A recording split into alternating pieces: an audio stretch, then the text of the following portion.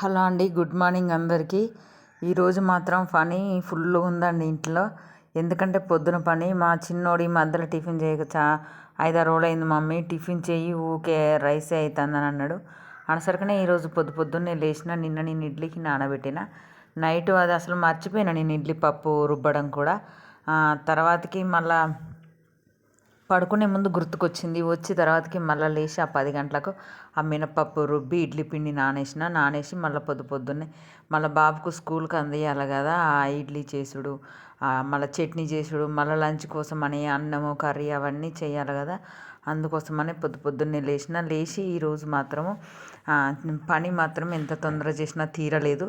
ఈ పని మనం ఇంట్లో అందుకోసమని మేము టిఫిన్ ఎక్కువ చేయము. ఎందుకంటే మళ్ళీ చేను దగ్గరికి పోవడానికి పని తీరదు. ఈ ఇంట్లో బాబుకు వ్యాన్ ఎక్కియడానికి ఇవన్నీ కుదరవు కదా అంత పొద్దున్నే. అందుకోసమని ఎక్కువ టిఫిన్లు చేయము. ఎప్పుడు సండే రోజు స్కూల్ లేనప్పుడు అట్లా చేసుకుంటాము. ఈ మధ్యలో చాలా రోజులు చేయి మమ్మీ అనేసరికి ఇక పాపం వాడు ఒక తీరుగా అంటాడు కదా అన్నట్టుగా ఇడ్లీ పెట్టిన. నైట్ మాత్రం పల్లీలు నైటే ఒలిచి పెట్టుకున్నాము. ఎందుకంటే మేము పల్లికాయ కొనుక్కొచ్చుకుంటాము. ఆ కాయ ఒలిచి టిఫిన్ మళ్ళీ చట్నీ చేసరికి చాలా లేట్ అయింది. అందుకోసమని నైట్ ఆ పల్లీలు ఒలిచి పక్కన పెట్టిన తర్వాతకి పొద్దున లేవగానే ఫస్ట్ గ్యాస్ కాడికి వచ్చి గ్యాస్ అంతా క్లీన్ చేసిన. ఆయన సాయంత్రమే గ్యాస్ క్లీన్ చేసి పెట్టుకున్నాము. ఇంకా పొద్దున్నే లేచి బియ్యం కడిగి పక్కకు పెట్టి అవి నానే లోపు మళ్ళీ ఇటు ఇడ్లీ పాత్ర పెట్టి తర్వాతకి ఈలోపు చిన్నోడు పాలు కొనుక్కొచ్చిండు. మేము ఇక్కడ వాడకే పడతాము, ఊర్లలో పాల వాడకే పట్టుకుంటాము. ఆ పాల వాడక కడిపోయి పాలు తెచ్చి వాడు పాలు తెసరికి నేను బియ్యం కడిగి అన్నం వండిన. మళ్ళీ ఇటు ఇడ్లీ పెట్టిన తర్వాతకి ఆ పల్లీలు నైటే మేము ఒలిచి పెట్టుకున్నాం కదా. ఆ పల్లీలు అన్నీ తీసి పెట్టినాం. ఆ పల్లీలు కూడా వేయించుకొని ఇవన్నీ చేసరికనే వ్యాన్ టైం అయితేనే ఉంది. చిన్నోడేమో తొందరగా మమ్మీ నాకు వ్యాన్ టైం అవుతుంది, ఎంతసేపు తొందరగా చెయ్యి అని వాడు ఇక ఒకటే ఆగట్లేడు. నాకేమో చలి పెడుతుంది. టీ తాగని మాత్రం నాకు కిచెన్లో పని చేయబుద్ది కాదు. నేను అటు పక్క పల్లీలు వేయించుకుంటూ టీ తాగిన. తర్వాతకి ఆ పల్లీలు అంతా పొట్టుతోని చట్నీ చేస్తే మా చిన్నోడు తినడు, వాడికి ఇష్టం ఉండదు అట్లా. అందుకోసమనే పల్లీలు ఒలిసిన. మళ్ళీ ఈ పల్లీల చట్నీ వేరే అయింది, మళ్ళీ అట్నే రైస్లో కూడా పనికొస్తుంది కదా అన్నట్టుగా నేను పల్లీలతో పాటు టమాటాలు పచ్చిమిరపకాయలు అవన్నీ వేసి టమాటా పచ్చళ్ళ పల్లీలతో పాటు మళ్ళీ రైస్లకు వేరే ఎందుకు అన్నట్టుగా రైస్లకు పిటు టిఫిన్కి రెండింటికి పనికొస్తుందిలే అన్నట్టుగా టమాటాలు పచ్చిమిర్చి ఎల్లిగడ్డ జీలకర్ర ఉప్పు అవన్నీ వేసి టమాటా పచ్చడిలాగా చేసి కొంచెం చట్నీలకు వేరే దానికి వేరే తీసిన. ఎందుకంటే నేను ఎప్పుడైనా అంతే దోశలకు కానీ ఇడ్లీ కానీ టిఫిన్ చేసినప్పుడు కంపల్సరీ మళ్ళీ కొంచెం కర్రీలా మన అన్నంలోకి కూడా తిత్తా, రైస్కి కూడా కావాలి కదా. మళ్ళీ వేరు ఎందుకు అన్నట్టుగా కర్రీ కూడా చేస్తలే కానీ కొంచెం పచ్చళ్ళు అయితే అన్నం ఇష్టంగా తింటాడు మా చిన్నోడు. వాని కోసమని మళ్ళీ నేను అట్నే రైస్లో కూడా కొంచెం పచ్చడి తీస్తా. ఎవరైనా సరే పొద్దున్నే పిల్లలు స్కూల్కి వెళ్ళే వాళ్ళు ఉంటే చాలా బిజీగా ఉంటుంది. ఎంత ఫాస్ట్గా చేసినా ఆ పని మాత్రం అస్సలు తీరదు. నేను ఈ పల్లీలు అవన్నీ పక్కకు పెట్టినా. మళ్ళీ ఇప్పుడు పచ్చిమిరపకాయలు కూడా చేయాలి కదా పచ్చడి కోసం, అందుకోసమని చేస్తాను. ఎంత తొందరగా లేచినా కూడా పిల్లలు ఈ రిస్క్ అంతా పెట్టుకోలేక చాలామంది ఏం చేస్తారంటే పిల్లల్ని హాస్టల్లో పారేస్తాను. ఇంటి దగ్గర ఉంటే ఈ పొద్దున్నే లేచుడు పని చేసుడు ఇదంతా అస్సలు వీలు కుదరదు అన్నట్టుగా పిల్లల్ని పొద్దున్నే పొద్దుగాలనే ఎప్పుడంటే 6th 7th 8thలో కొంతమంది పిల్లలు అయితే 3rd క్లాస్ నుండి కూడా హాస్టల్లో వేస్తారు. అస్సలు అటు హాస్టళ్ళలో మాత్రం అస్సలు వేయొద్దండి. ఎందుకంటే అక్కడ అయితే బంధుత్వాలు ప్రేమలు అనురాగాలు ఇవన్నీ పిల్లలకు తెలియవు. చదువుకోవాలని వేస్తారు కానీ అట్లా అసలు కరెక్ట్ కాదు. మనమే ఇంటి దగ్గర నుంచి ఒక 10th ఇంటర్ వరకు పిల్లలు మన దగ్గర నుంచి పంపించుకుంటేనే బెటర్ అనిపిస్తుంది నాకు. అందుకోసమనే పిల్లలు మాత్రం నేను పెద్ద బాబునైనా అంతే 10th నుండి హాస్టల్ వేసిన, చిన్న బాబును కూడా అంతే 10th నుండి వేయాలనుకున్నా. చాలామంది పొద్దున్న లేచి పని చేయలేక వాళ్ళని హాస్టల్ ఎత్తారు కానీ కొంతమందికి హాస్టల్ ఫుడ్ పడదు పిల్లలకు. మళ్ళీ స్కిన్ ఎలర్జీ కూడా వస్తుంది వాళ్ళకి, వాటర్ పడక. మళ్ళీ అందరూ కప్పుకునే బెడ్షీట్లు అవన్నీ వేసుకునే బట్టలు అవన్నీ కలిపి పిండుతారు. మళ్ళీ ఎండకు వేయరు కదా. అందుకోసం పిల్లల్ని చిన్నప్పటి కాంచి ఇబ్బంది ఎందుకు పెట్టాలి. మన పిల్లలు మనకు బరువా. ఏమన్నట్టే చదువు కోసం అంటారు కానీ చదువు మనం ఇంటి దగ్గర నుంచి కూడా పంపించి కూడా నేర్పించుకోవచ్చు. చదువు కోసమని ఇవి చాలామంది తల్లులు ఏం చేస్తారంటే పనిని తప్పించుకోవడానికి కూడా పిల్లల్ని హాస్టల్ ఎత్తారు. అట్లా వేయొద్దు అస్సలు. ఎందుకంటే పిల్లలకు చిన్నప్పటి కాంచి కొంచెం మనం ఇంట్లో ఫ్రెష్గా చేసిన వంట లెక్క హాస్టల్లో ఎందుకు పెడతారు, పెట్టరు కదా, అదొకటి ఇదొకటి వేసి పెడతారు. అంత నీట్గా చెయ్యరు.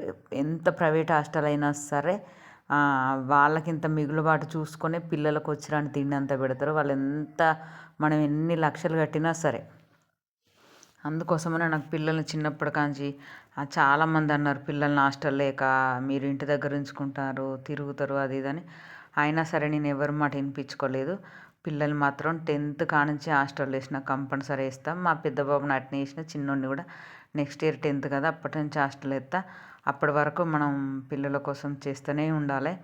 మన పని కోసం చూసుకొని, మన సేఫ్టీ కోసం చూసుకొని ఏదో చదువు వంకబెట్టి పిల్లల్ని హాస్టల్లో అట్లా వేసి వాళ్ళ ఆరోగ్యం ఖరాబ్ చేసుడు. మళ్ళీ వాళ్ళు ఎట్లా మనం హాస్టల్ వేసినాం అనుకో, ఇంకా హాస్టల్ వేసినప్పుడు కాంచి 9th 10th ఇంటర్లు పీజీలు ఎంసెట్లు ఎంకీలు అవన్నీ ఇక మళ్ళీ జాబ్ వచ్చిందంటే ఇక వాళ్ళు ఏదో చూపు లెక్క వచ్చిపోతారు. అందుకే అదంతా చికాకు లేకుండా వాళ్ళ పిల్లలకు 10th వరకు మన దగ్గరనే ఉంచుకోవాలి. ఎందుకంటే కాలేజీలు మన ఊర్లలో ఉండవు కదా, కాలేజీలు కంపల్సరీ హాస్టల్లో వేసేది. నేను మాత్రం అంతే, నాకెంత పొద్దున్నైనా వాడి కోసం పిల్లల కోసం ఎంత రిస్క్ అయినా తీసుకుంటా నేను. పిల్లలకు చేసే విషయంలో నాకు రిస్క్ అని అనిపించదు, అసలు బరువు అని కూడా అనిపించదు. వాళ్ళకి ఎంత చేసినా కూడా నాకు మనం బాధ్యతగా చేయాలి. ఫస్ట్ చేస్తే మనకి ఏ చికాకు చీదరింపులు ఉండవు. నేను మాత్రం అట్నే చేస్తే పిల్లలకు చేసే విషయంలో మాత్రం నేను బరువుగా అస్సలు ఫీల్ గాను. అందుకోసం బాబుని ఇంటి దగ్గర నుంచే స్కూల్కి పంపిస్తాను. నెక్స్ట్ ఇయర్ అంటే ఇంకెట్లా హాస్టల్ పోతాడు. ఇక నెక్స్ట్ ఇయర్ స్టార్ట్ అవుతుంది. ఇక హాస్టల్ పోతే వాళ్ళ లైఫ్ మొత్తం చూపులాగానే వచ్చిపోతారు పిల్లలు మన ఇంటికి. అందుకోసమని నేను ఇంటి దగ్గర నుంచే వ్యాన్ ఎక్కిస్తాను. ఎంత పొద్దున్నైనా లేచి చలిలైనా సరే వాని కోసం పొద్దున్నే లేచి వంట చేసి వాడిని తయారు చేసి మళ్ళీ తినే టైం ఉండదు మా చిన్నోనికి. ఆ వ్యాన్ చల్లకుండా తొందరగా వస్తుంది.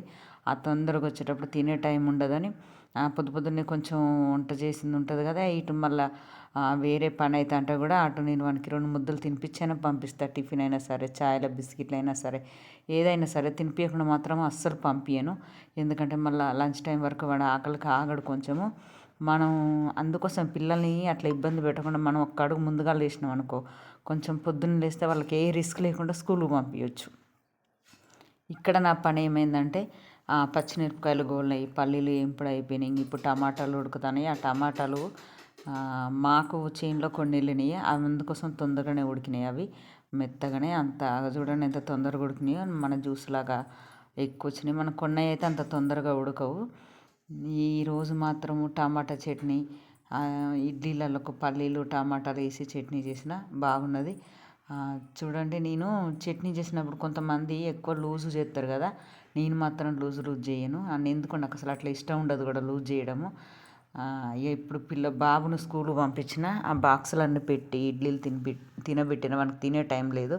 వాడు తయారైతా అంటే నేను వానికి తినబెట్టి వానికి బాక్స్ కట్టిన తర్వాతకి బాబును పంపించిన తర్వాతకి బౌలన్నీ మళ్ళీ ఒక డబ్బాలు వేసుకొని పక్క పెట్టి టిఫిన్ చేసినాక బౌలు తోముతలే అన్నట్టుగా టిఫిన్ చేస్తాను.